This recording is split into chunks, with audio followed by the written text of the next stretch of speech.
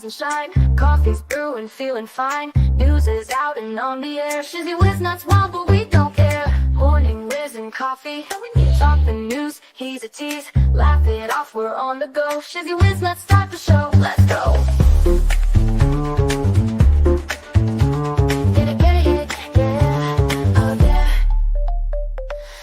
Spinning in the breeze, stupid jokes, he's such a tease. Sip the Java with a smile. Pants are off, but stay a while. Morning whiz and coffee. Talk the news, he's a tease. Laugh it off, we're on the go. Shizzy whiz, let's start the show. Let's go.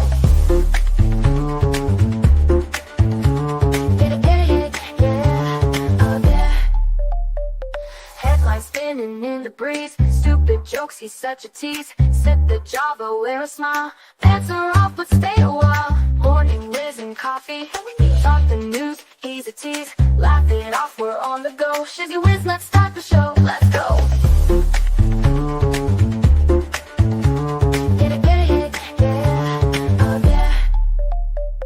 Serious is overrated. Every day we're caffeinated. Talk the town, but in a jest. Morning whiz is always best.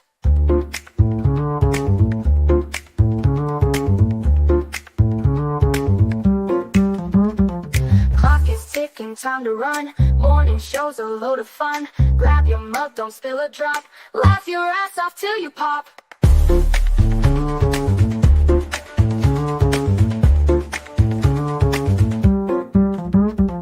Clock is ticking, time to run. Morning show's a load of fun. Grab your mug, don't spill a drop. Laugh your ass off till you pop.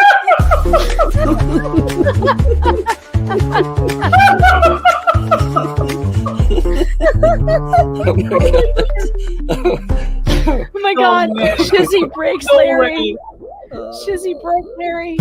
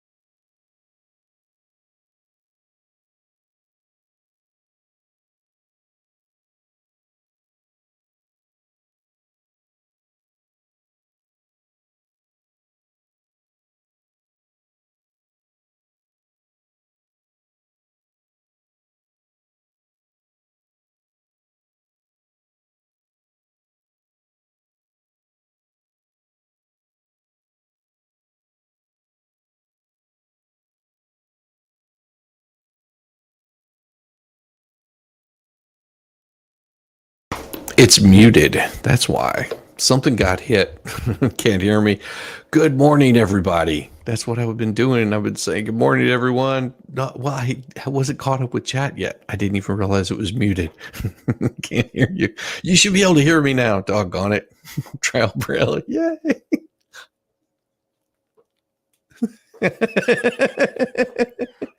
Good morning, everybody. Well, hello there. Good to see you. Finally, things happened. No, last night. Yeah, this happens. See, I didn't even know it wasn't working until I got scrolled down far enough to see you guys. So yeah, you get to deal with the first like 5 minutes of me not saying a damn word. It's awesome. Where else can you find a total boomer moment than here? Good to see you. Oh, and as I was saying to Venom, give me a holler. You know how to get in touch with me. I'm not sure how I'm going to be able to do anything. I've got a stream tonight with the lovely Mo in the Deep End at 6. It usually goes from about 6 to 8. And then, of course, I'm free after that. So you know how to get in touch with me. I may have something else coming up tonight also. We'll see, because if I'm too tired, I've got and somebody has reached out to me, and I was supposed to contact them this weekend, and I got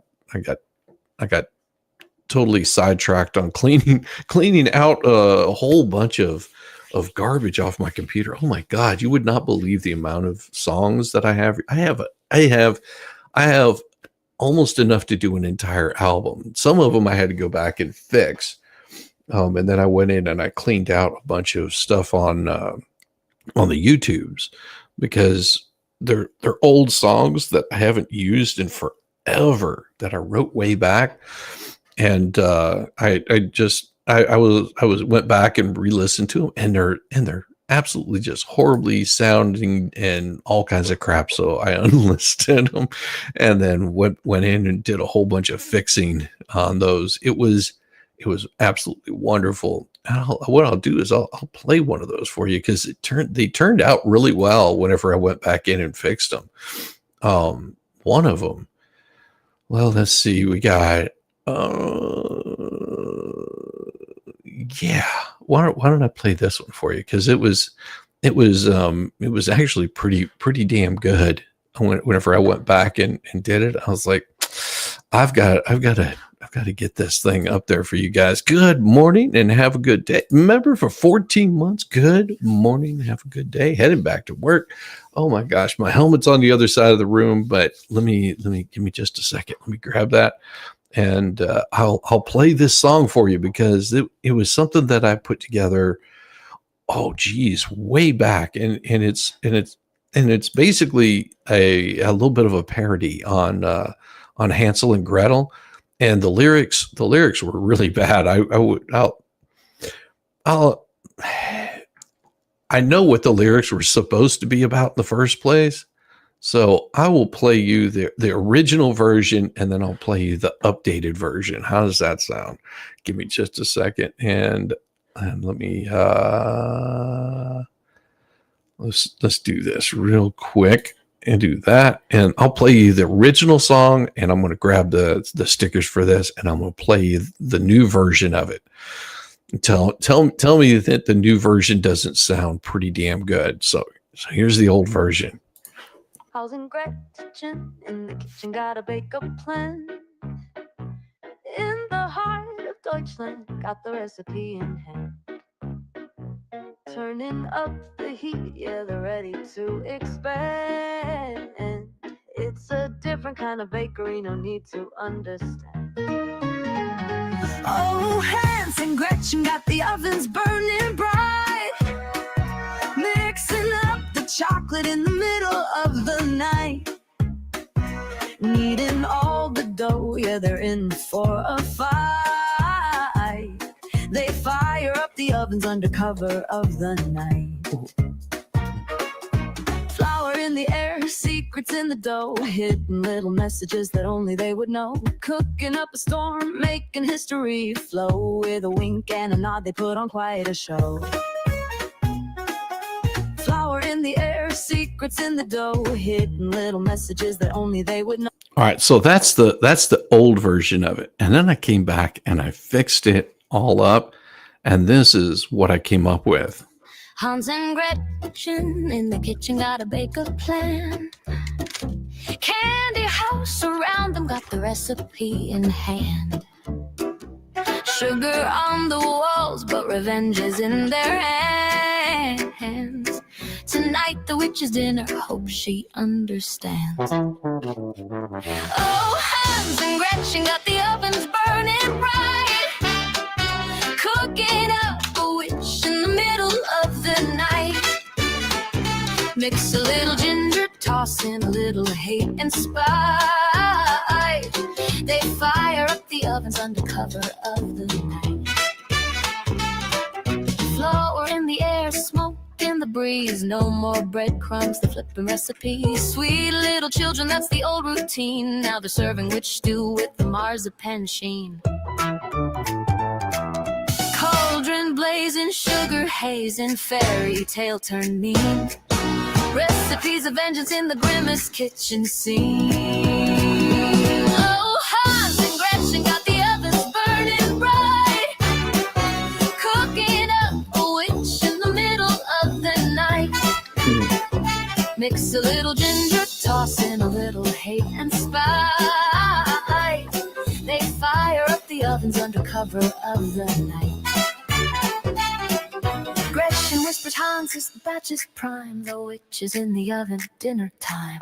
Baking for the future, justice in the crust. One less wicked hag to bite the children's trust. Sweat drops heavy, ovens hum. Hans and Gretchen never run. Fiery kitchen battle won. Beat that witch, the work is done. Oh, Hans and Gretchen got the ovens burning bright, cooking up a witch in the middle of the night. Mix a little ginger, toss in a little hate and I mean, that sounds good, right? I mean, that's much better. I would say it is. I'm pretty happy with it. Yeah. So, like I said, I went back and fixed a lot of the stuff that I had. Like I had this other one. And it's so. This is like perfect for what you guys are probably experiencing. And the best way I can explain this is the original song, just so you guys get an idea. scrolling down my feed. What do I see? All right. So that's the original. And then I came up and I was like, I need to explain this song a little bit more. This one's even better. Okay. So I know you guys get this all the time. And if you listen to the lyrics, it'll make a whole lot of sense. You ever get that? You're vibing, watching something you actually like, and bam, some random ad crashes in a pop-up about toothpaste, a mobile game, or some crypto bro yelling about freedom. Makes you wonder, what would life feel like if we could just live without the interruptions? Scrolling down my feed, what do I find? Same dumb ads, messing my mind. Pop-ups hitting me left and right, selling me junk I won't buy tonight. I'm trying to chill, just catch that breeze, but you choose pitching me NFTs. I skip by a dip, but they still come back. Why every playlist gotta run off track? Surfs up, sunshine, let's ride the tide. Ads can't kill this ocean vibe. Groove keeps rolling wild and free. Just you and me by the deep blue sea. Imagine no breaks, just songs on repeat. No clicking out to buy new sheets. No interruptions, no sales disguise. Just the ocean and open skies. I just want rhythm, no coupon codes. No limited offers on endless low. Take away the noise of the silent speak. Life gets lighter without that street. Surfs up, sunshine, let's ride the tide.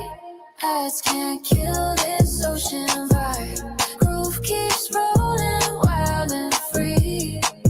Just you and me by the deep blue sea. So better, yeah, you say? How about the tide, Chizzy? I don't know. How is the tide today? Probably much better than what I'm dealing with this morning. Oh my gosh. And so I put these together like Sunday night late, I was I was I was going to end up streaming because I got freed up probably about 9:30, 10 o'clock, and I just came back and said, "No, I'm gonna go. I'm gonna go. Work on these songs." Like I had one for that was if you like the blues stuff. If you like the blues stuff, I had a really good one that I came out with. It was called uh one one of them I'm not going to play you because it's so bad, but I came back and I updated it, and I think it turned out much better. It was called Toyland Blues, and it's one of those kinds of songs that brings back memories. So enjoy this right here. I'm gonna play this one through, and then I will have my first story of the morning for you. So enjoy.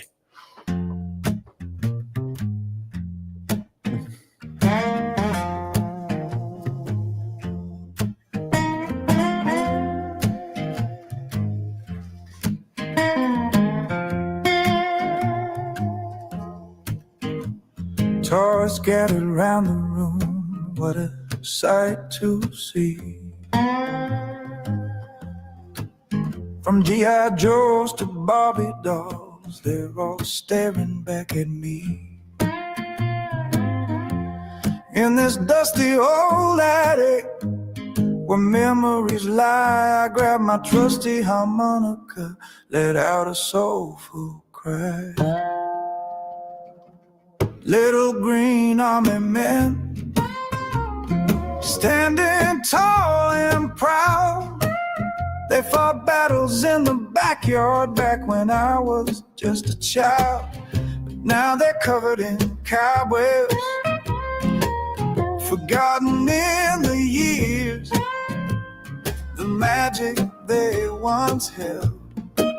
Now lost in ancient tears, I delve into the dungeons where dragons used to roam. With my imagination, it felt just like home. Tall tales of wizardry with spells and magic rings, but now those enchanted moments are just distant childhood dreams. Little green army men, standing tall and proud. They fought battles in the backyard back when I was just a child, but now they're covered in cobwebs, forgotten in the years, the magic they once held, now lost in ancient tears. I delve into the dungeons where dragons used to roam. With my imagination, it felt just like home.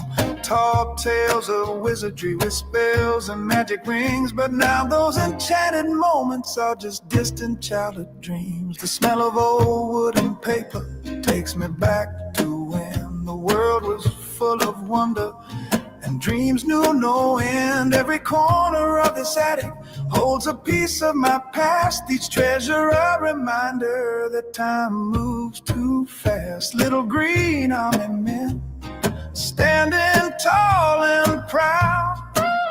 They fought battles in the backyard back when I was just a child, but now they're covered in cobwebs, forgotten in the years, the magic they once held, now lost in ancient tears. A toy train on the table, this track long worn away. I can hear the whistle blowing from those long lost days, and the teddy bear with button eyes missing part of his ear was once my greatest comfort when the night brought childhood fear.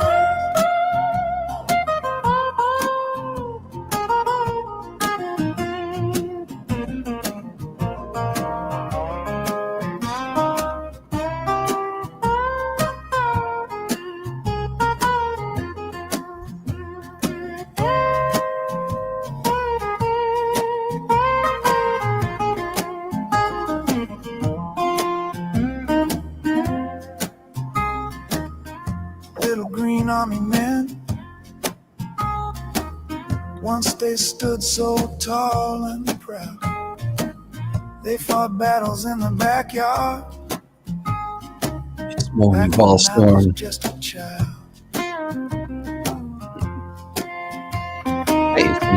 morning, ready to pay Georgia property tax. I hate you. Good job. Good job. But now they're covered in cobwebs, forgotten in the years. The magic they once held, now lost in ancient tears. You like this? Oh, yeah. Good stuff.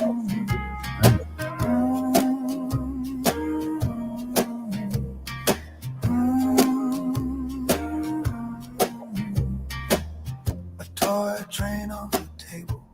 See, I knew you guys would get in my groove this morning. Doesn't take much now, does it? Mm-hmm. Just chilling. Yeah, exactly. It's me. Yes. Roll Tide. They won against Georgia on Saturday. It was pretty bad. Georgia did. I said this before, that Georgia really needed to step up their game if they were going to have a showing, and well, they didn't. So I give you congratulations. It still sucked. It still sucked. Hate you. Thanks, buddy. I appreciate you. Oh man. Yeah, we'll only give you a hard time as long as we possibly can. We're easy here. See, that's the beauty. What people don't understand about like true SEC, as much as we might be rivals and give each other a hard time, there's still always that respect of, we ain't gonna go destroy someone's trees or some shit like that, which, we've seen that kind of crap happen before. It's like, wow, you really don't like that team. Why would you go and destroy a tree over it? Well, because they're fools. They're fools. Shit. By the way, that guy should call me. I gotta. Vandy will handle him next week. That's probably true. Didn't you win this weekend? Can't relate. No, we did not. It happens.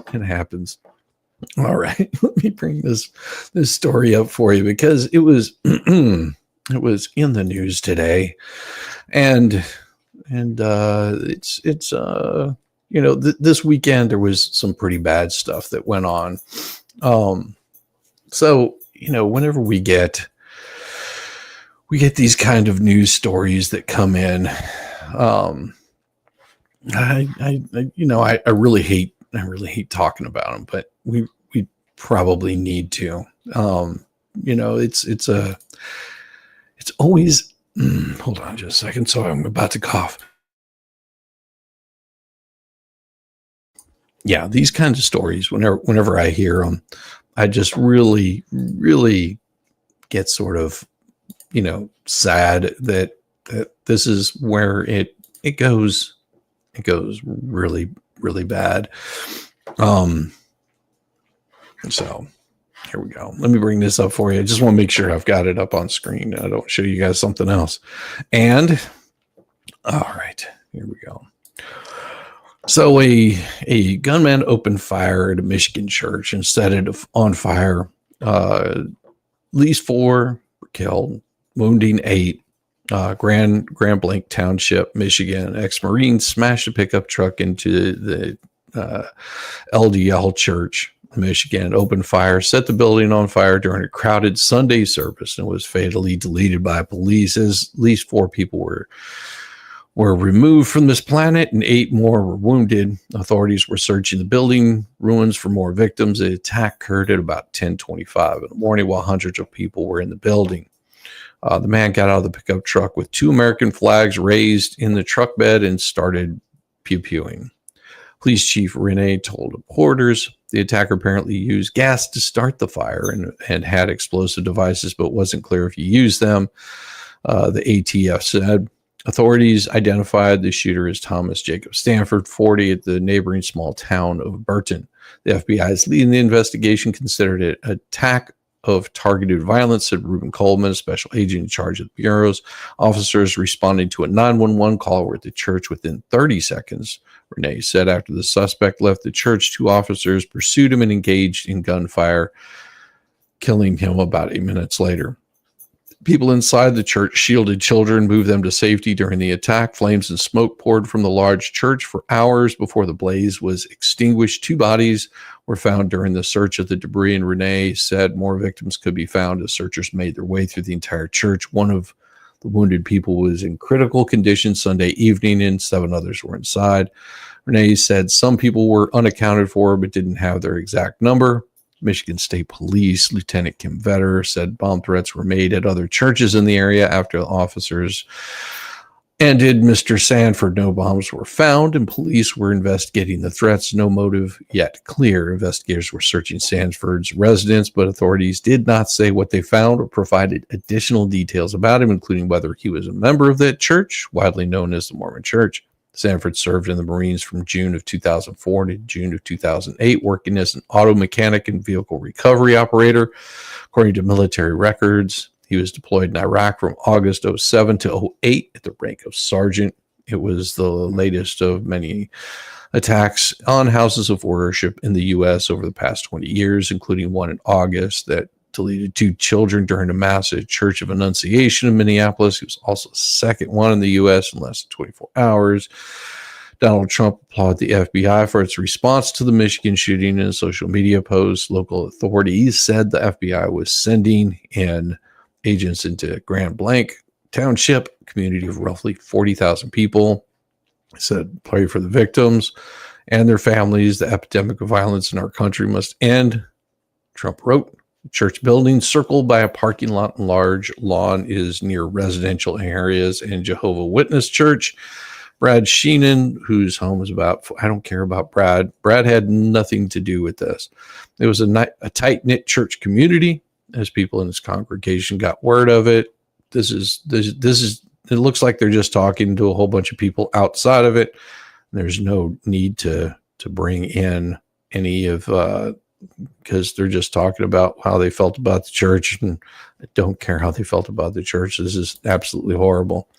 Now, I did pull up something about this because everybody was talking about this, saying, was the LDS a shooter suspected, a Trump supporter? And Newsweek reported what they know is that he's been identified as the suspect responsible for the shooting. Multiple posts have been shared on social media claiming that he was a supporter of Trump. This is what we know so far about his political views.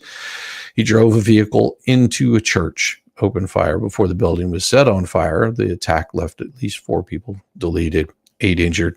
Sanford was killed during a shootout with police as he attempted to flee the scene. The attack comes amidst disturbing patterns of violence that target religious communities across the United States, including one and they just keep bringing up the Catholic Church. It also comes up against a backdrop of high attention and fears around political violence in the aftermath of Charlie Kirk's death. What we know so far, authorities have not provided motive for the attack. Michigan State Police said during the press conference they won't come to those kinds of conclusions for some time. However, some people are jumping to the conclusion that he was a Trump supporter based on what they found online. Social media accounts linked to Sanford's family said that he was married with a young son, and that's really unfortunate, who had a rare genetic disorder. Social media posted that Sanford was referred to as Jake. Police records public records show that Sanford had no party affiliation. However, one media post dated 19, Sanford is seen wearing a Trump 2020 shirt, in which had the text "Make Liberals Cry Again." Records also show that he lived in a house in the 2100 block of East Atherton, whatever. It says that there was a Trump sign out front. The sign has been reported on multiple outlets, been fueling social media speculation about his political beliefs. However, it wouldn't be the first time 2 people living in the same house have differing political opinions. His wife had posted some stuff on there. Sanford was an Iraq veteran, according to CNN. The outlet reported that he had served as a sergeant. Posts on social media show Sanford was a hunter, and images show him posing with deer. The through the combination of these details have fueled speculation that he was a Trump supporter and other proof as to what political leanings may have been. People are saying, well, Trump says that he was been briefed on it. The horrendous shooting that took place at the LDS church in Grand Blanc, Michigan. The FBI is immediately on scene and will be heading the federal investigation and providing full support to state and local officials. The suspect is dead, and there is still a lot to learn. This appears to be yet another targeted attack on Christians in the United States. And it says it will keep the public posted, as we always do. In the meantime, pray for the victims and their families. This epidemic of violence in our country must end.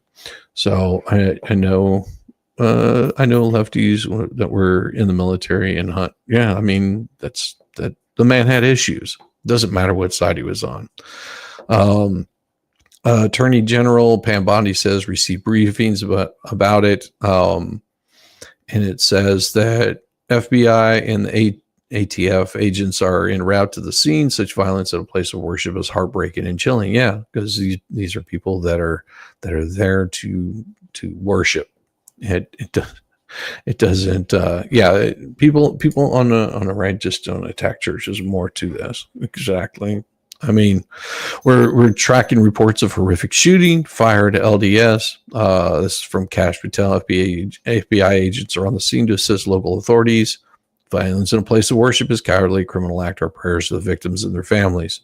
The FBI will lead the investigation, will provide support to state and local officials given the current state of political polarization in the United States.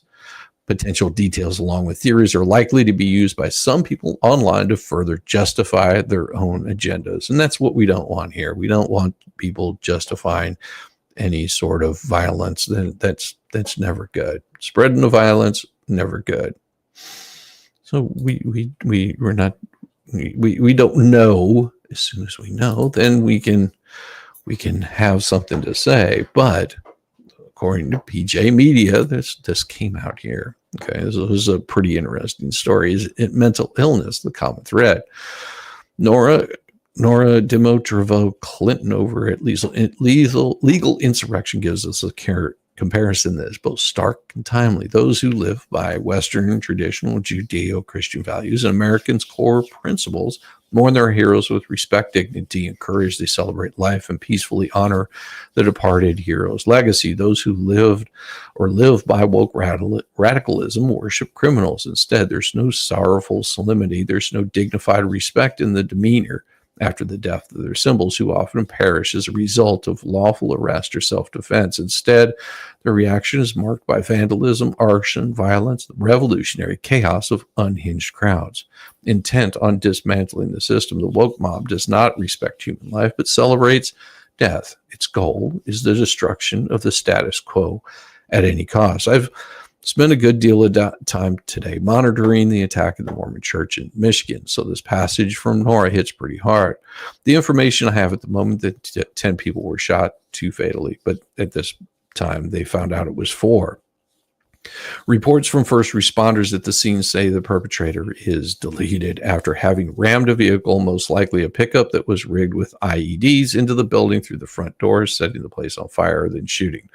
Whoever the attacker is, what we saw there is certainly an act of someone bent on, as Nora suggests, destruction of the status quo at any cost. I was already writing a piece on the mass shooting in North Carolina when the Michigan story broke. I was at the moment that the commonality between these recent attacks clicked for me. Perhaps you've not heard of the North Carolina incident, so I'll touch on it here. Nigel Max Edge, 40, of Oak Island, faces 3 counts of first-degree murder, 5 counts of attempted murder, and 5 counts of assault with a deadly weapon following the incident at the Southport Waterfront Bar, an American Fish Company restaurant. Oh, man. He's being held today without bond and will be making an appearance in court tomorrow, according to Newsweek. Corrin said the suspect in custody identifies as a combat veteran. He was self-identified as injured in the line of duty, adding that he says he suffers from PTSD. They also confirmed Sunday that Mr. Nigel Edge actually changed his name some years ago, adding that they were working to identify all of his past. One authority referred to him as Sean, and according to public records that Newsweek obtained, he previously identified as Sean DeBovo I'm not going to be able to say that name. Records show that he had several hunting and fishing licenses across states, North Dakota, Georgia, Florida, Virginia, North Carolina. Public records also show that he had several run-ins with the law, though none of the 6 offenses were specified. They took place in North Carolina in 06, 08, and 2015. At the moment, it's unclear if the North Carolina case has anything approaching political in nature, but it seems clear that mental illness is involved. That seems to be a common element in a lot of these incidents. It also seems clear that in both cases I've mentioned here, that there was some serious planning and preparation involved. North Carolina case, one question that pops up immediately is, how did he manage to gain that firearm with his lengthy record? I mean, the thing had red flags all over it. We don't know enough about the case in Michigan at this point to even ask the right questions, but the attack seems consistent with attacks we've seen in other faith communities. Speaking of that, let's not forget the Catholic Church shooting. It's certainly a place of peace with what we saw, a piece of what we saw this morning. Mental issues were near the root. When same person attacks a church in this fashion, we have had 4 such attacks on Christian churches in the last 2 months. Can we call this a trend, or will we be told we're hateful? These parallels make one mindful of Bill Clinton's intoning how he saw churches burning regularly. I wonder how many actually remember that story. Does anyone remember he signed an anti-church burning law back in April or July of 96? As I pointed out at the same time, arson was already a crime. Earlier this month, PJ Media's Athena Thorne noted the link to mental issues not being dealt with adequately, pointing out a previous piece in which she said most advanced societies throughout history have created institutions of some sort to segregate the mentally ill from the general public. This is certainly a fair policy for normal people who are trying to go about their lives, but in practice, it often meant the institutionalized lived in deplorable conditions. Additionally, people were sometimes put away by others who had personal, financial, or political motives. So asylums are always rightly susceptible to skepticism, but understood to be necessary. Then in the 60s, advances in antipsychotic medicine created speculation that severely mentally ill would be able to live an unconfined life in society again. Also beginning at this time, large public mental health facilities, which had chiefly been financed and run by the individual states, began to be influenced by changes in financial policy. There were also a series of legal decisions over the years that chipped away at civilians' right to enjoy a secure, peaceful society. And finally, the injection of federal money and policy into the mental health system eventually wrested the operation of large institutions away from the states that had traditionally maintained them. Medicaid incentivized states to close their facilities. In 1981, the federal government ceased funding inpatient facilities and forced the mentally ill onto the community. That's when murder rates, particularly mass murder rates, spiked comparatively higher than Hunter Biden on a bender. Athena went on to describe several then recent incidents, which she correctly points out were quite preventable. Were the killings by mentally challenged people before we basically eliminated long-term commitment of such people? Certainly, such attacks were comparatively rare. However, since then, not so much. What was one of the big reasons for turning these people loose? As is typical with government health care, the conditions they were kept in were downright horrible. VA hospitals, county homes for the aged, smaller institutions all suffer from the same institutional issues. The objection to being institutionalized given those conditions is understandable. Of course, the solution they came to was worse than the cure and put all Americans significantly higher risk. Athena points out correctly that Donald Trump has been working on that problem, trying to get such people off the streets and into proper care.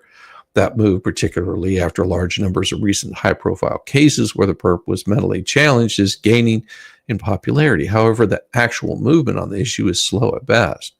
Part of the slowness is that prior to the early 80s, such mental health issues were dealt with at the state level. Returning to that system will be problematic. The financially challenged states are going to understandably resist having this ball back in their court. Attacking the issue at the federal level will eventually deteriorate to where it were about 1975 or so, when people saw that what was happening and decided to turn the patients loose. So how do we address this issue, save lives while not allowing the conditions such people are kept in from becoming worse than any prison? How do we avoid the abuses Athena speaks of? Perhaps the largest issue is the very definition of mental illness. The key to proper solutions is proper problem identification. We seem adverse to properly identify these problems because someone might get offended. The higher profile cases we've seen since, say, the 90s have often involved gender fluidity, transsexualism, etc.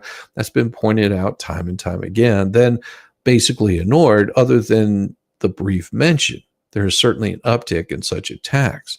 Postmillennial does a fair job of listing some of these. As I write this, a report crossed his desk from Washington Post saying that the shooting attack on ICE facilities in Alvarado, Texas, has been linked to trans and anti-fascist activism. The Post leaps up to thwart what seems an obvious, if somewhat ill-defined link.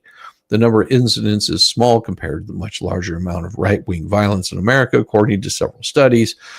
And that University of Maryland examination have found far-right extremists were responsible for nearly twice as many violent acts from the far left in 2018. Now, why would they be stretching the figures back that far? It's an easy one. They're doing that out of a need to distort the perception of what the figures are saying about our current situation.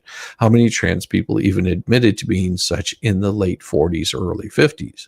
Is there a direct link? It's a delicate issue, but I think it's necessary that we address it. And that comes from Eric Flork. He spent 35 years discussing politics in online forums. He's also a veteran, some 20 years of broadcast radio experience, blogs at Bits Blog, which is in its 25th year. Thank you very much, Eric. Very, very good insight into that. So, no matter which way you look at this, it's mental illness comes much to mind in all of it. And we've seen these kinds of things happen, and the way that things get spun in the government, and the government does like to spin things a little bit out of control sometimes, as this next story is going to show now. And once I get through with this one, we'll get to something a little bit lighter, maybe play another song. So just chill for a minute. All right, here we go. Nailed it. The FBI did send hundreds of undercover assets into the January 6th protest. This is done by Kevin Downey Jr. Yet another victory for the tinfoil hat conspiracy theory crew. The FBI sent 274 plainclothes agents into the crowd of people protesting in and near the Capitol on January 6, 2021. According to Just the News, and many of those agents are not happy about how it all went down, not to mention the Bureau's liberal bias.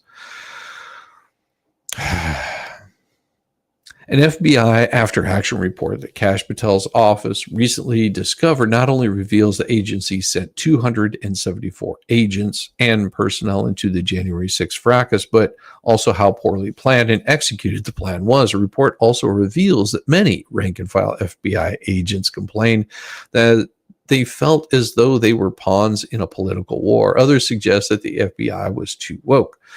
After the January 6th melee, dozens of FBI agents and officials lodged anonymous complaints to the Bureau outlining how the Bureau sent them into a dangerous situation without safety gear or a proper way to identify themselves as armed federal agents to other law enforcement officers.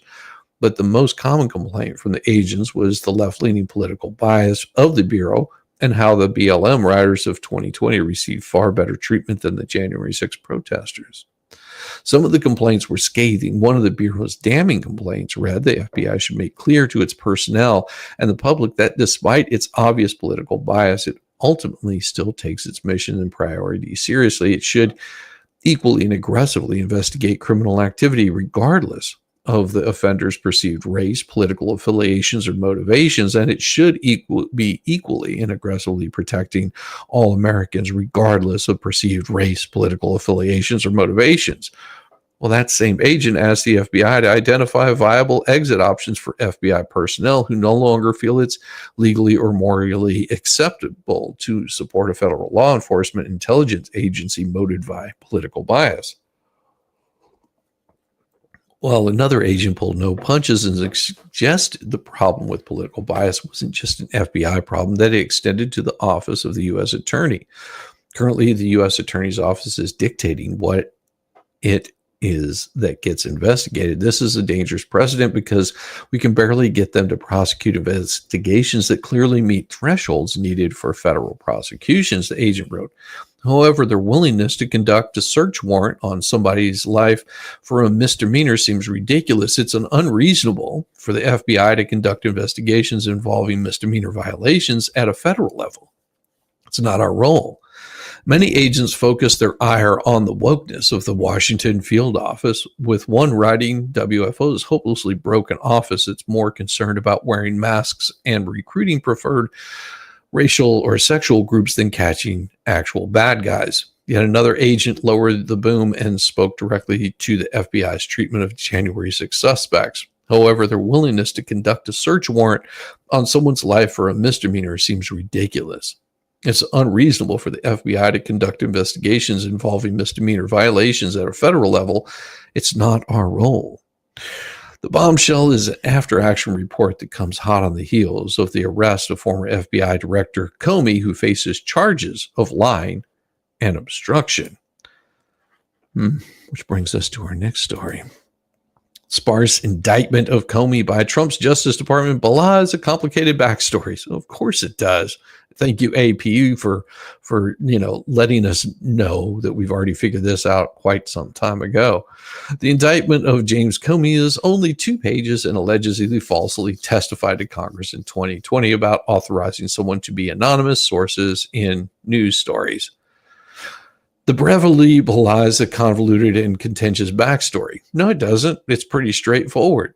2 pages is all you need to indict somebody. You don't have to have this long list of grievances. All you have to do is show what they're being accused of and that you're going to show proof. That's all it takes. That's all an indictment takes. See, people are so used to seeing these big, long soliloquies of crap in legal filings. You don't have to have that. You can be pretty much straight into the point. That's why they really hate it. Because the problem is whenever you're seeing these large, huge pleadings, if it's about multiple people, that's one thing. If it's just about a single individual, it doesn't have to be this long indictment. It can be really, really story. Yes, that is true. That's true, Rosella. Whenever you see, here's the problem. They want to have some sort of big backstory so they have something to attack. They don't need anything like that.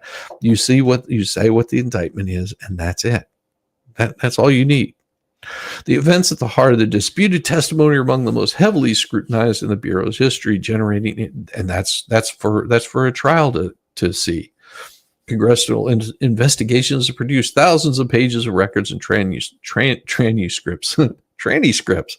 The investigations were focused on how Comey's agents conducted high-stakes inquiries, whether Wester was helping Donald Trump during the 2016 presidential race against Hillary Clinton, and her use of a private email server while she was Secretary of State. Here are some of the things to know about that period and how they fit into Comey's indictment. They don't. Comey's indictment is exactly what Comey's indictment is. It's very... I know what you meant. The indictment alleges that Comey made false statements in testimony before the Senate Judiciary Committee. The single quote from the indictment appears to be from an interaction with Ted Cruz. Yeah, that's all you need. You don't need to have a backstory on it. Well, prosecutors contend that Comey lied when he denied.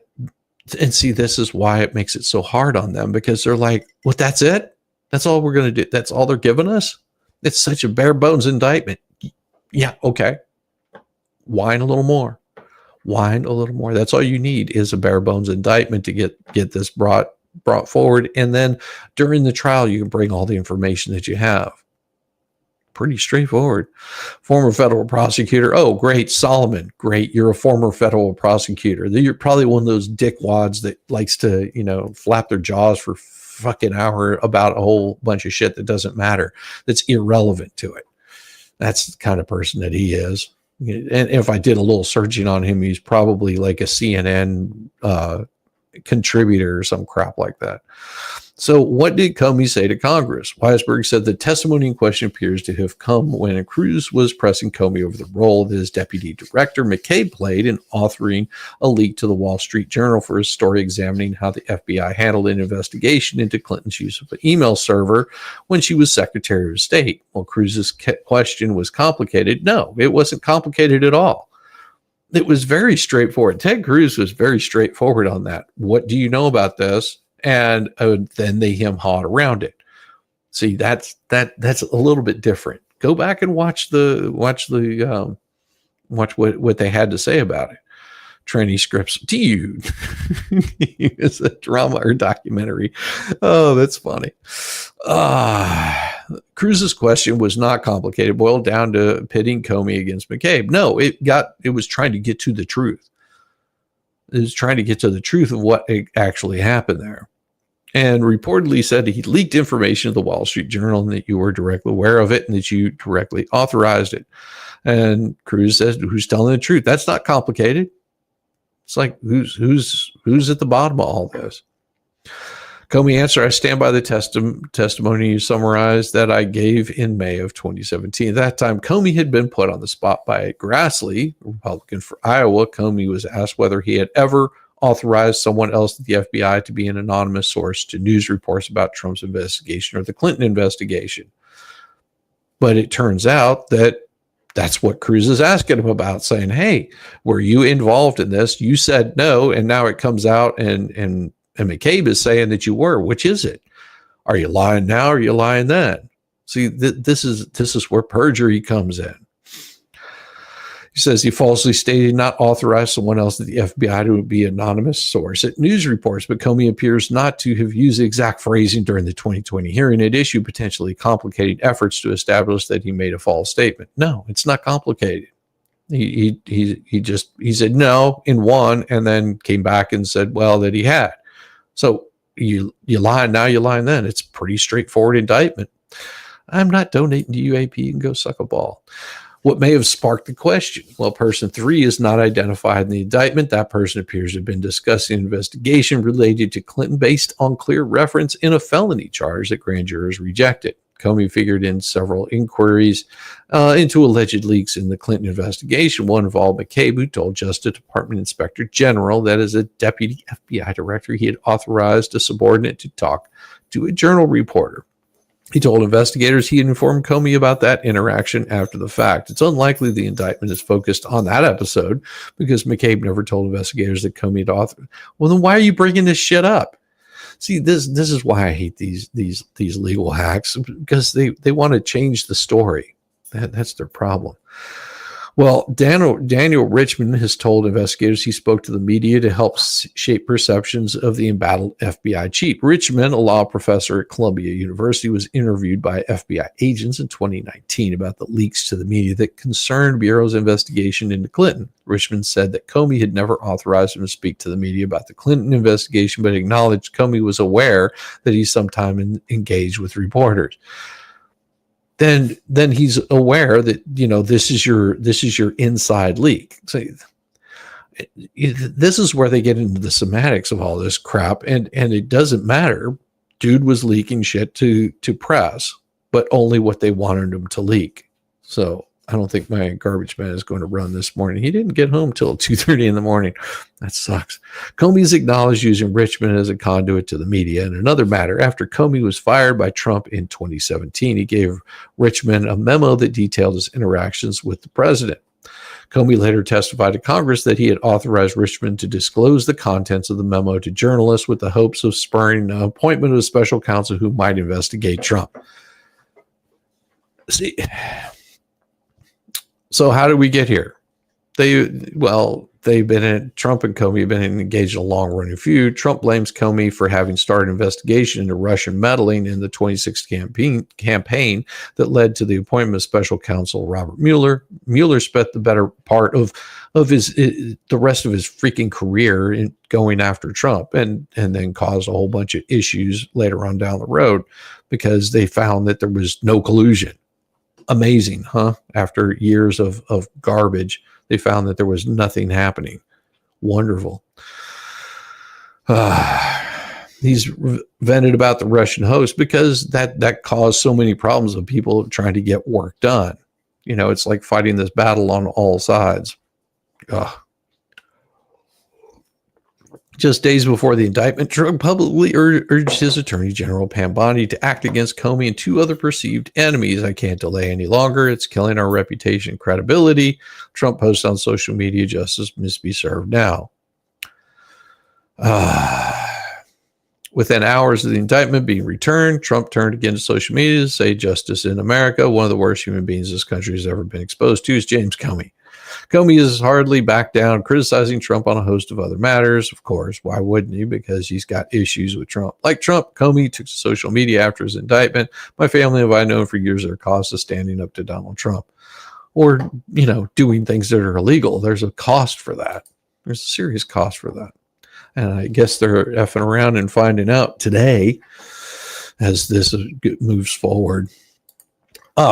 West Coast, West Coast, why LA County shouldn't be doing any bragging about a firestorm. And speaking of firestorms, I've got something for you guys. Let me bring it up real quick. Give me just a second because I've got something that's pretty fiery. It's called The Rebellion on Campus. Now this was another old song that I put together, and the one that I put together was so horrible. It was so bad. I mean, I just can't even begin to tell you. So I upgraded it. Just a little bit. Here we go. This is for you.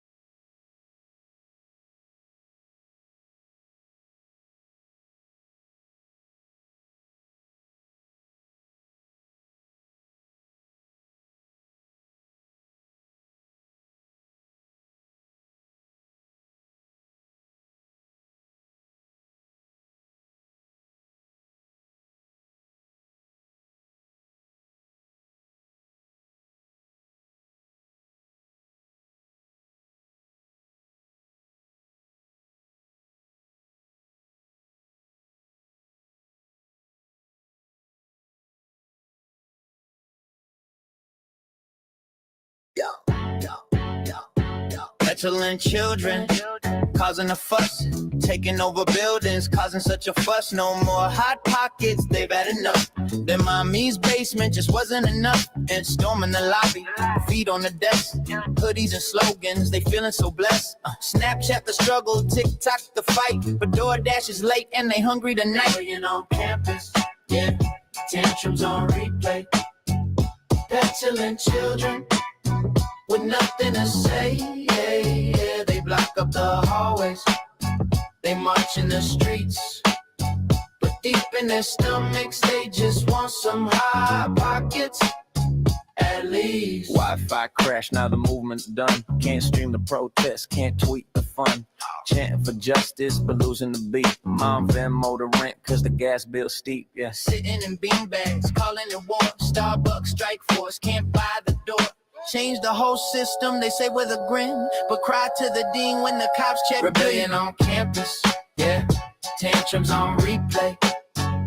Petulant children with nothing to say, hey, they block up the hallways, they march in the streets, but deep in their stomachs, they just want some hot pockets, at least. Monday they fighters, by Friday they fade. Back to the lecture, tuition's paid. Revolution dreams on the borrowed MacBook, but the live stream froze, better change that look. Stupid little kitties with entitlement pride, acting like warriors running inside. 3 days a rebel, then it's back to the grind. A protest of hunger, not freedom of mind. Rebellion on campus, performance on stage. Petulant children, just acting their age. Building takeovers, no justice, no peace. Nah. at least.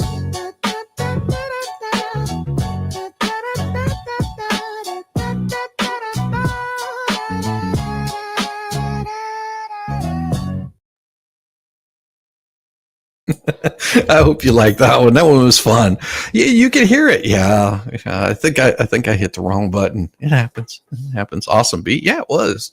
It was. I really liked it. That was one that I put together. Oh, the sound of silence. Yeah.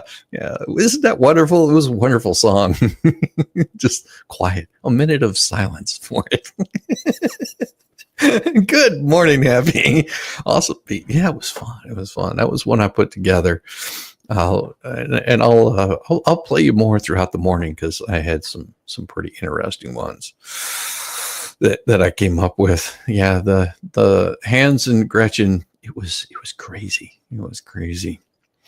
Let's see. I'm not sure I want to talk about that one right now. Yeah, maybe I will because it's Victoria Taft, and Victoria Taft always does not disappoint at all. So Victoria Taft writes, West Coast, Mest Coast, why LA County shouldn't be doing any bragging about firestorm response. So West Coast, Mest Coast is bidding adieu to summer and getting ready for reality. Pumpkins are busting out. Showy late summer flowers are nearly spent, and the best places to garden in the areas are at least affordable to half a patch of ground. But alas, there's a business to tend to. There's more rumbling about how these Democrat-run states are just nearing recessionary conditions as predicted for Washington State by Moody's. We got an update on Antifa funding, some of fun Antifa parody lyrics by one of our West Coast, Mest Coast VIP Gold Readers Plus. Who screwed up the fire response to Altita? Well, who screwed up the fire response? Well, McChrystal Group, run by retired General Stanley McChrystal, who knew, has weighed in on the first phase of multi-pronged look at what went wrong in the January 2025 wildfires in LA County. Well, the McChrystal Group was hired by the county, but the report did not look at portions of the response to the Pacific Palisades fire, even though LAPD, through the LAFD, LAPD, and City of Pasadena Fire Department stakeholders refused to cooperate for unknown reasons. Perhaps they were waiting for a separate after-action report from the City of Los Angeles, which was responsible for the response of the Palisades fire. The city's after-action report has been withheld, while the FBI, the ATF, and investigates the cause of that fire. Well, the federal Department of Justice has already concluded that Southern California Edison wires sparked the Eaton fire, which got out of hand over a period of hours. That, combined with confusing warning and evacuation systems, led to the conclusion there was not a single point of failure, but rather several. The Altanita fire led to the deaths of 19 souls, some of them elderly disabled people who could not get out in time. While frontline responders acted decisively, in many cases heroically, in the face of extraordinary conditions, the report noted the events underscored the need for clearer policies, stronger training, integrated tools, improved public communication. It concluded the county's warning system evacuation plans were often unclear, contradictory. Indeed, the multiple notification systems that were free, available, working were often ignored by residents because the severity of fires was not discernible in the notification messaging. The messaging also lagged because they could not keep the pace with the fire. The timelines of both the fires, from pages 96 to 101, informed the public just how dumb it was for LA Mayor Karen Bass to leave the country without leaving anyone in charge. The vice mayor in charge of public safety was on a home confinement due to making an anti-Israel phone threat to City Hall. Talk about dysfunction. The fire chief, since demoted, did not pre-deploy equipment, though that didn't impact the LA County response, which is a focus of this report. The timeline is an important measurement against who measures Bass's response. The report mostly covered the Eaton firestorm, which during which 70 to 100 mile an hour winds quickly spread the fire. Yeah, there's more to come on this story. Yeah, there will be quite a bit more to come on that story, but I have to say that I made a drastic error, and I thought something was fake here, and it turns out it wasn't. And I'm going to mute that because this is the actual correct video from another fire that happened in Los Angeles when somebody thought that Ice Cube's tour bus was there for ICE, the immigration system. And this is what that fire looked like on the side of the bus. It was firebombed by Antifa in Portland. So those are wondering what exactly happened. Yes, someone firebombed the side of Ice Cube's truck or bus, thinking that it was a ICE van there to arrest illegals. Good job, Antifa. You really outshine yourself there, didn't you? Wonderful way to go by torching a bus. Smart. And they're wondering why that they're getting troops sent in there because, well, you know, the little geekoids are going to do exactly what the geekoids are going to do. They're going to cause problems any which way they possibly can. And, you know, that just brings us back to the mental illness that's happening in the United States, that we got a serious issue happening. And of course, then you get this bonehead that wants to speak about it from Portland, Oregon. It's the Oregon's governor that has certain issues, I do believe, with the fact that Trump is coming in and doing something about this. And what he says from the AP. In my conversations directly with President Trump and Secretary Noem, I have been abundantly clear with them that Portland and the state of Oregon believe in the rule of law, and we can manage our own local public safety needs. I wonder how Ice Cube feels about that. There is no insurrection. They didn't say there was an insurrection. They said that they were attacking ICE facilities. There is no threat to national security. Well, if you're going after a federal agency, that would be national security. And there is no need for military troops in our major city. That's crazy. No need.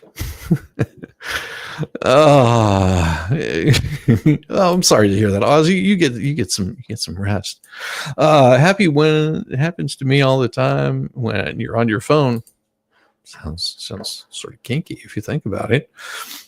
That's what they had to say about Portland. Yeah, really good, isn't it? That makes you feel really good. That's how they want to handle those kinds of things. Ignorance is running rampant. Yes, but not all are ignorant.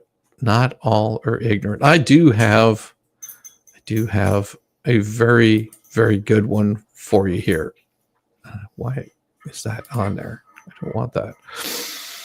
Because I have this one here that I think is much more interesting, because there's a whole story on this. There's a whole story on this because people are sort of tired of, people not paying any attention. This is a 50-year-old woman that came into a board meeting and had something to say. Depending on a child's transgender identity, that they can pick which bathroom they want. So we have, right now at this school district, we have children self-identifying into different bathrooms. This is allowed. No. We're going to recess. I'm going to finish my comments, or you are violating my First Amendment right. I am putting on my You are disrupting. Well-known parents' rights activist in Davis with children in the school district, and she tells me she felt the only way to get the board's attention was to turn to drastic measures by taking off her shirt and then her pants to get her point across. Yesterday, as I was preparing my comments, I thought, you know what? I'm going to try something different. I just thought I would show the school board, what does it feel like to change into your PE clothing?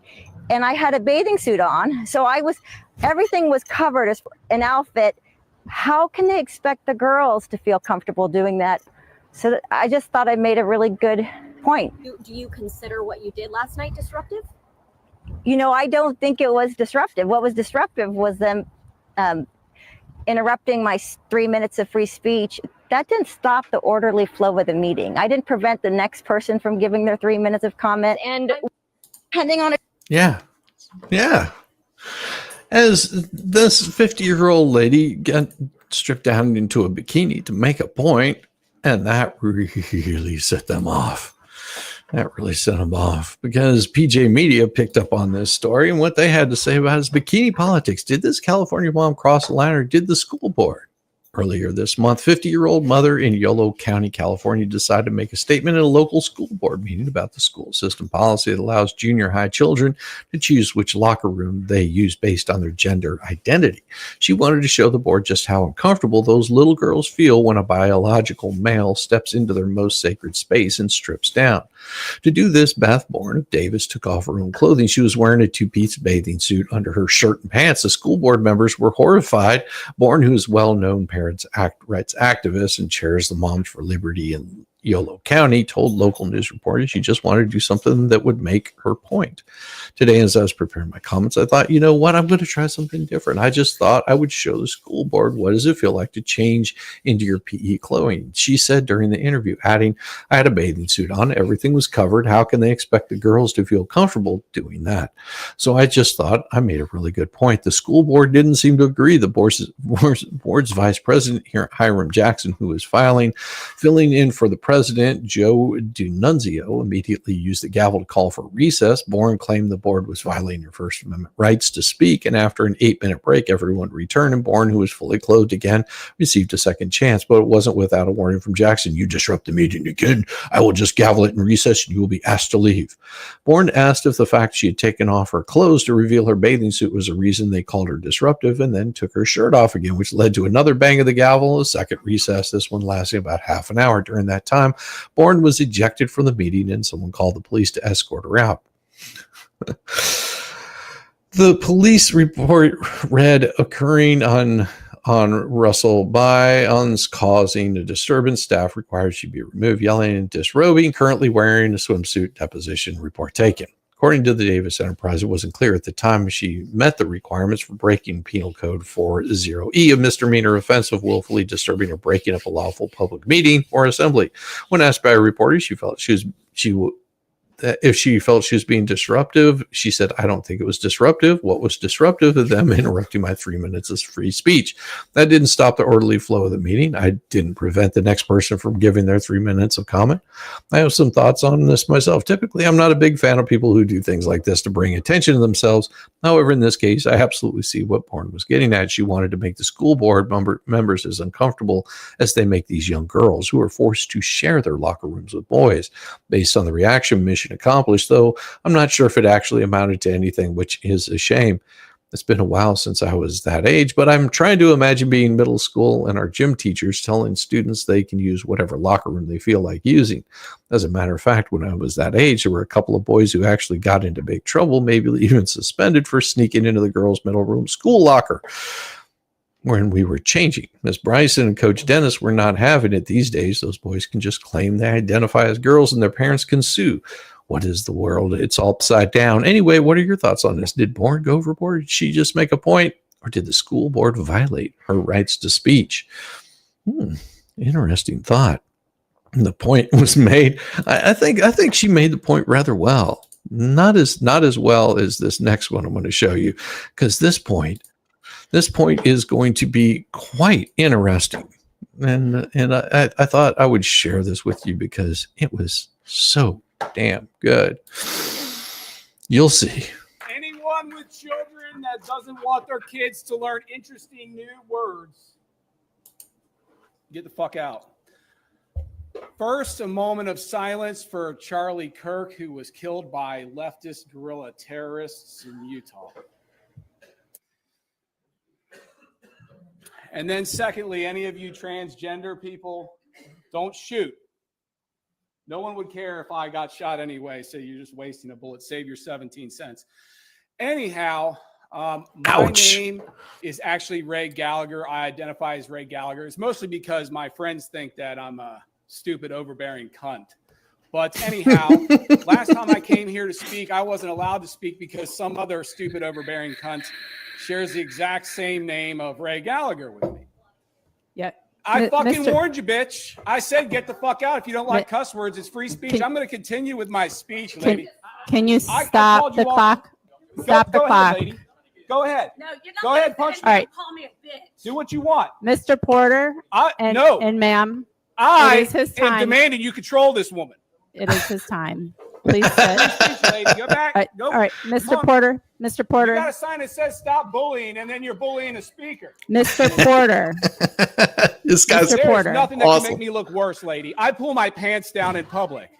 Did you see her storm out and slam the door? Mr. Porter, your time has been paused. I'm Okay, going so now's to your no, time. I'm going to respectfully ask you, To what? as we have children in the audience. I'm just Fuck asking them. I you. told them they could leave. Fuck them. Okay, your time is going to restart. Fuck them. This has been my ask of you that I You can ask respect. whatever the fuck you want. You and are I'm going to deny correct. your request like you denied me the ability to speak at the last meeting because we happen to share the exact same name. You can Ray restart Gallagher. his time.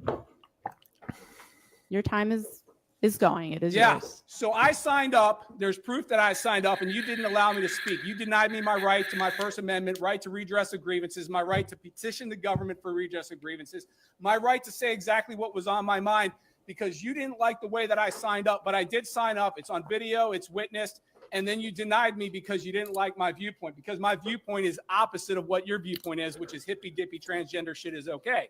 So you denied me my right to speak last time. So this time I'm pissed off. So you're getting the pissed off version of my speech. You would have got a much better speech if you had just let me speak last time. But instead you wanted to take this shit to federal court and try and say that you have the right as the president of this governing body to actually deny people their access to this podium to speak and deny them their equal rights to free speech under the 14th Amendment and the First Amendment. So long story short, I don't like you. I don't like any of your people. You guys are in an echo chamber. You bring in these left-wing nut jobs with weird blue hair and shit, and you think that that's the voters and the electorate that you're representing. It's not.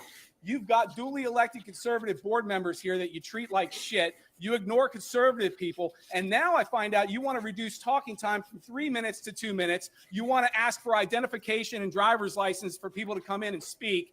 That seems ridiculous. It seems like a Fourth Amendment violation. But what you're going to find if you do pass that is that the people who you don't like are going to continue to come and they're going to provide ID. The people that you have coming from Montgomery County to speak on behalf of transgender stuff, they're not going to be able to come because the transgender people that you have here, a lot of them come from Montgomery County and they're just nothing more than agitators and activists that come up here to protest and to try to destroy the free speech of conservative parents in the county. So I'm just here to further reiterate that I don't like you, that I identify as Ray Gallagher. You did not allow me to speak last time. So this time I am turning your entire board meeting into a shit show full of curse words and transphobic stuff. Like trans people go on mass shootings more than regular people do. But what are you All right. talking about? No, all right. Trans women or trans men? Trannies, Trannies, all right, transvestites. Mr. Porter, your time is up. Transvestites go on mass shootings more than normal people. That's The a fact. audience will not engage. Charlie Mr. Porter Kirk was not killed by a normal straight man. He was Mr. killed by a Porter, your weirdo time is gay up. dude who was fucking a tranny. That's who killed Charlie Kirk. Just all right. like you freaks in the audience. Mr. Porter, He you was may killed sit by a down freak. or you may leave. Your time is up. Oh, my time Your is up? time is up and your time was up. You may sit down or you may leave. I'm going to sit down. Thank nice you. to see you again, Ray. I'll see you at the next meeting. And you're not going to succeed at depriving people of free speech in this county. You'll lose your next election. The next speaker is Akshara. Told you. I told you it was fire. Told you it was fire. Now that was not in my opinion. That was that guy's opinion. And he had had enough. He totally got aggravated with it. You're going to probably see more people speaking up. And that's the proper way to redress your elected officials and not by violence. It is absolutely horrendous that people find different ways of speaking up that are inappropriate in pleasant society, as you will find out in this next one in Katy, Texas. It is pretty horrific. So gird your loins. Breaking news, guys. These three guys were charged with shooting a baseball coach at a minor league game in Katy, Texas, while he was doing his pregame prayer. Yep. 3 men because he didn't agree with them. That's horrible. Absolutely horrible.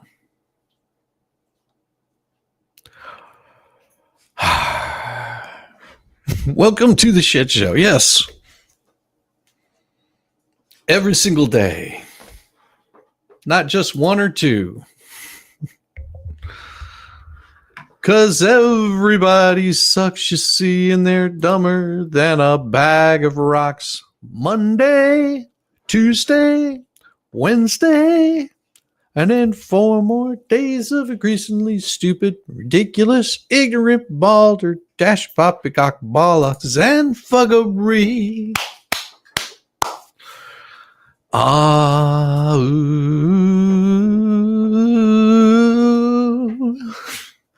Thank you. Thank you very much. I identify as a millionaire. My pocketbook refuses to identify with me. You should sue your pocketbook for every penny that it has. Don't matter. People don't want you talking about it. Yeah. People don't want to hear what some of these things that are happening. Let me see how to make sure I'm not running out of time here, because I want to do one more song for you guys, but this one first. From hospitals to homeland, Microsoft security failures are putting America at risk.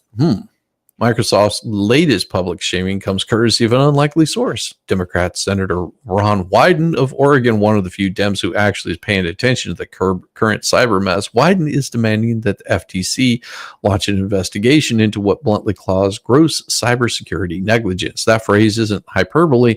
It's an indictment of a company whose software decisions keep leaving the barn door wide open, while American hospitals, schools, government agencies get ransacked by cyber criminals. The spark for Wyden's fury is the breach of an Ascension Health, where nearly 6 million patient records were compromised thanks to Microsoft's insecure defaults.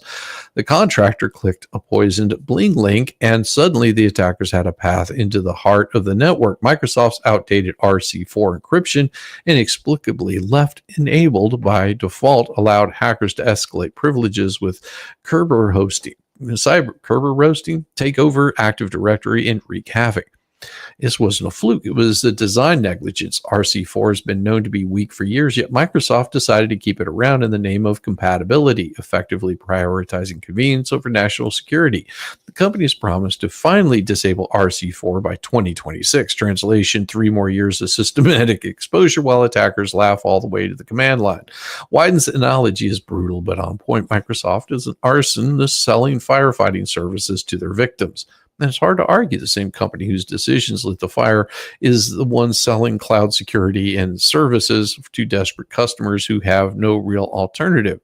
This is not the first time Microsoft's been caught asleep at the wheel. And the 2023 Storm 0558 breach tied to Chinese state actors was traced back to Microsoft errors in Exchange Online. The Cyber Safety Review Board ripped the company for having security culture, better describing it as an afterthought. Then came 2024, when a flaw in SharePoint let intruders persist inside networks for months. Each time Microsoft pledges reforms, issues a stern blog post, and then crashes another multi-billion-dollar government contract. The U.S. government astonishingly continues to shovel taxpayer money into contracts with the same vendor whose oversights weaken national security. That'd be like hiring a contractor to rebuild your house after he burned it down with faulty wiring, then paying him double because he swears he'll do better next time. Meanwhile, the larger cyber landscape is being lit up by fresh disasters.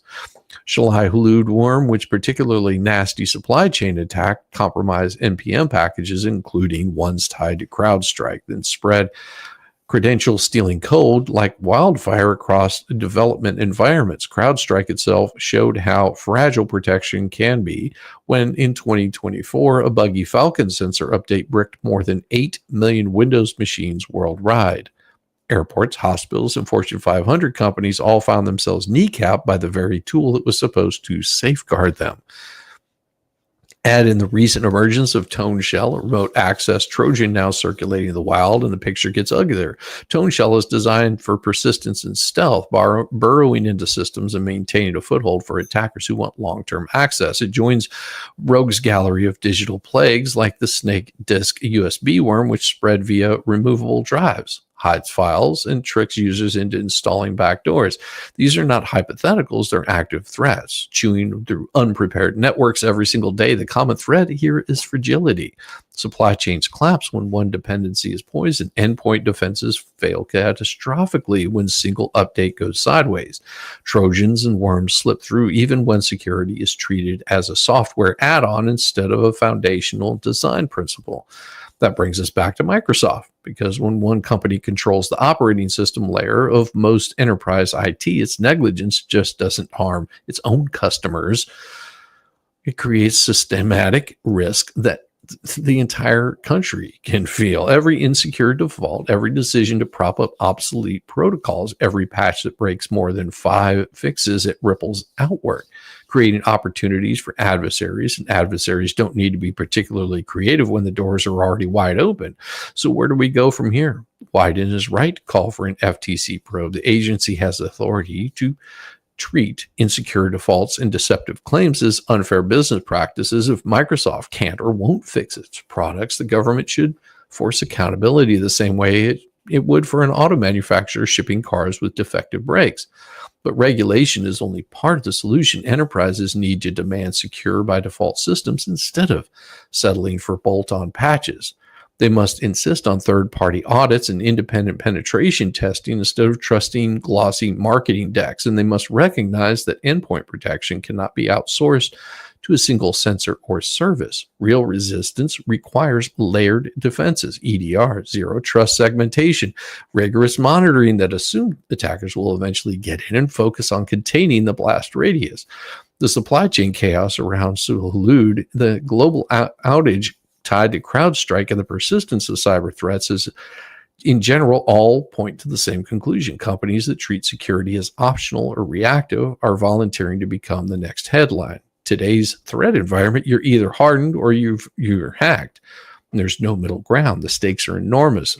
A country whose hospitals are paralyzed, whose schools are ransomed, and whose infrastructure is crippled by worms and Trojans just can't function. And yet we keep betting our digital lives on a vendor that has failed time and time again to prioritize security over legacy compatibility and market dominance. Wyden's words may sting, but they capture the reality. Microsoft is both the arsonist and the fire brigade. The flames keep spreading. The company keeps selling houses. The FTC investigation is overdue, but real change will require more than stern letters and fines, which will require a cultural reset on how we design, purchase, and enforce cybersecurity. Because the next big breach is not lurking in the shadows, it's already in motion, flowing through weak encryption, poison packages, and Trojan backdoors. The question isn't whether the fire spreads, but whether we can finally stop letting the arsonist run the firehouse. Get Linux Mint as soon as possible. Note to self. Yeah. The biggest security risk is your cell phone. I mean, everything's a security risk in this day and age. Your cell phones, your computers, everything. It doesn't change any of that out. This is something really important that I think you guys should be aware of. You guys still put out your candle by blowing on it? Wait, so you guys put your candle out by blowing on it? Not by doing this? Yeah, I've really enjoyed this time with you. It is getting late though, and I'm sorry.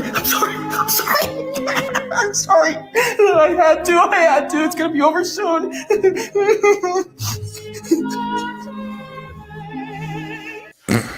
Sorry. I had to do that really quick. It just was eating at me. It was eating at me. Oh, I was having too much fun with that. I'm sorry. I love our new press secretary. You know that? She's awesome. to put a ban on stock trading for members of Congress is even a thing is because of Nancy Pelosi. I mean, she is rightfully criticized because she makes, I think, $174,000 a year, yet she has a net worth of approximately $413 million. In 2024, Nancy Pelosi's stock portfolio, this was a fascinating statistic to me, grew 70% in 1 year in 2024, and her portfolio outperformed every single large hedge fund in that same year, and even more than doubled the returns of Warren Buffett's Berkshire Hathaway. So I think the president stands with the American people on this. He doesn't want to see people like Nancy Pelosi enriching themselves off of public service and ripping off their constituents in the process. As Oh.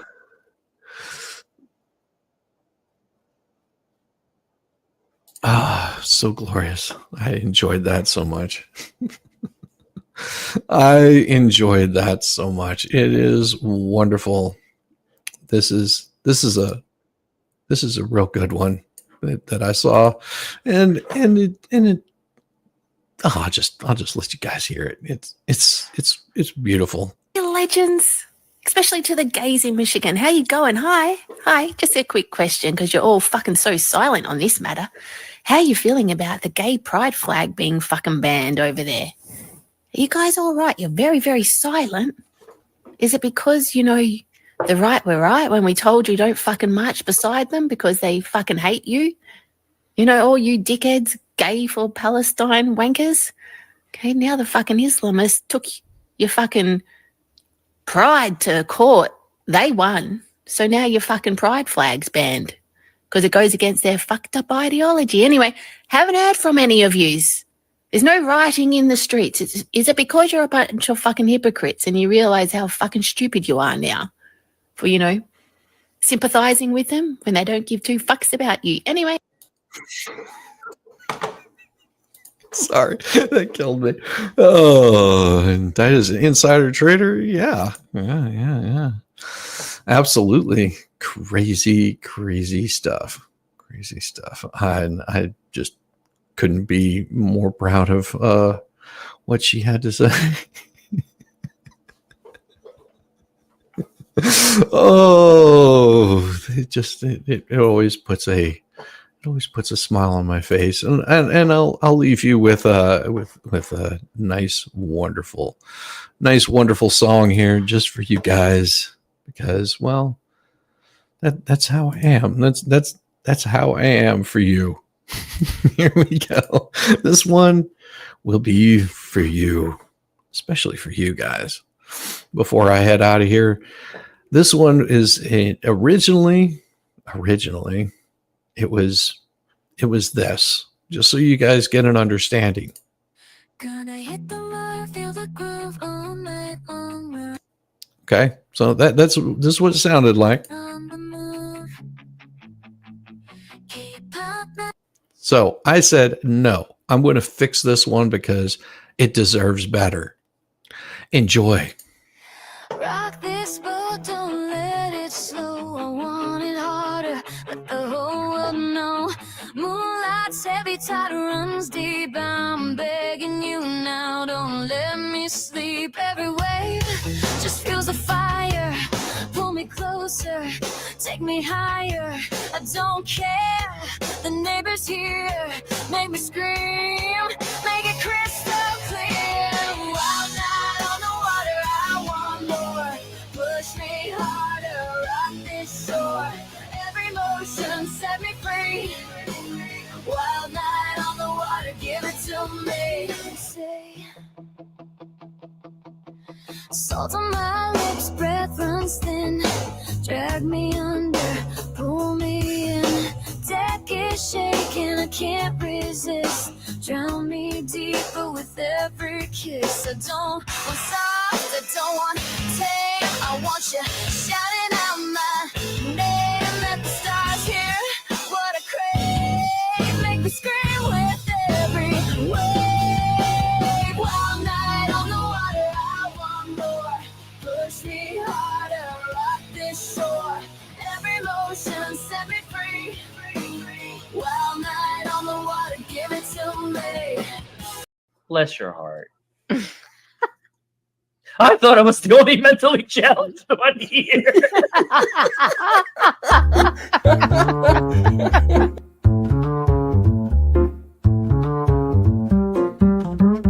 Get it, yeah, oh yeah.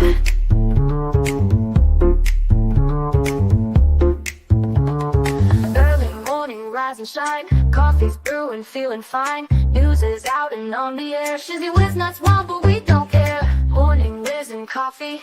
Talk the news, he's a tease. Laugh it off, we're on the go. Shizzy Whiz nuts, start the show. Let's go. Get it, yeah, oh yeah. Headlines spinning in the breeze. Stupid jokes, he's such a tease. Sip the Java, wear a smile. Pants are off, but stay a while. Morning Whiz and Coffee.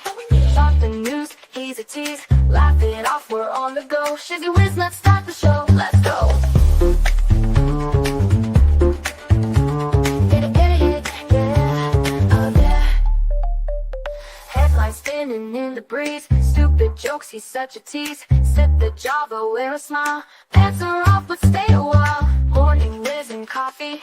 Talk the news, he's a tease. Laugh it off, we're on the go. Shizzy Whiz, let's start the show. Let's go. Get it, yeah, oh yeah.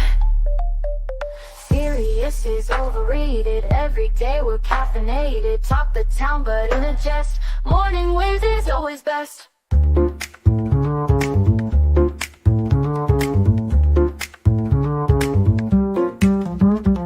Clock is ticking, time to run. Morning show's a load of fun. Grab your mug, don't spill a drop. Laugh your ass off till you pop.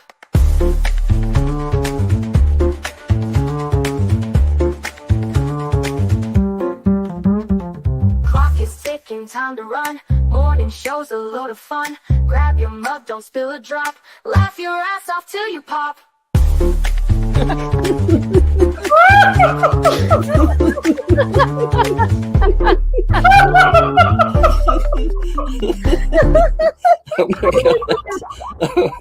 Oh my god, Shizzy breaks Larry.